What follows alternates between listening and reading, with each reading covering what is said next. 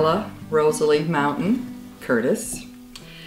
Mom wasn't 18 when she graduated from high school, so she couldn't join the Air Force. So she worked in Toronto for a year before she could sign up. After that, she served on several bases in both Quebec and Ontario. She worked in 3 areas while she was in the Air Force. The first one was preparing parachutes, and then she worked in training the British gunners, and finally she worked in the physiotherapy and the rehabilitation of the returning soldiers. In 1945, she had all her needles and her training to go to the war in the Pacific, but the war ended before she was able to go. So she resigned, I guess, and moved home. So this is a picture of my mother in the Air Force. We have sent all her uniforms and a lot of paraphernalia that she had, and it's in the museum in Ormocto. I now move on to my father, Byron John Daring Curtis.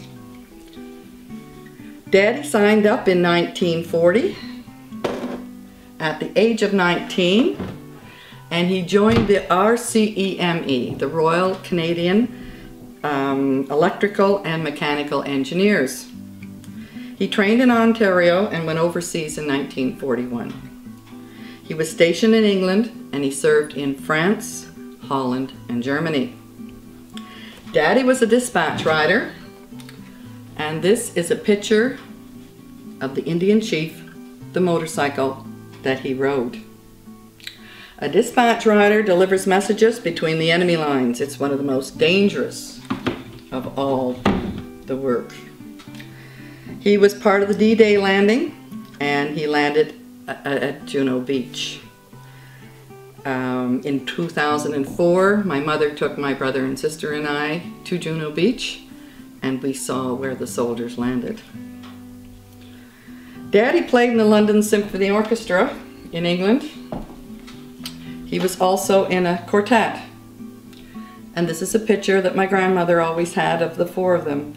And of those 4, he was the only one to live. He saw all of the others shot. They were killed.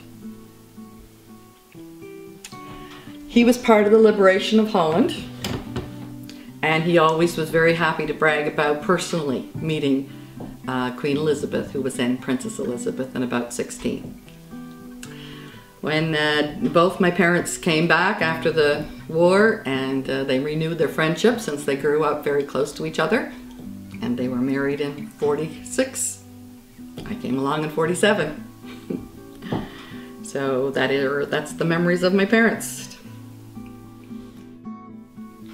Here's a picture of my father's medals. My mother had them framed, and now I have them.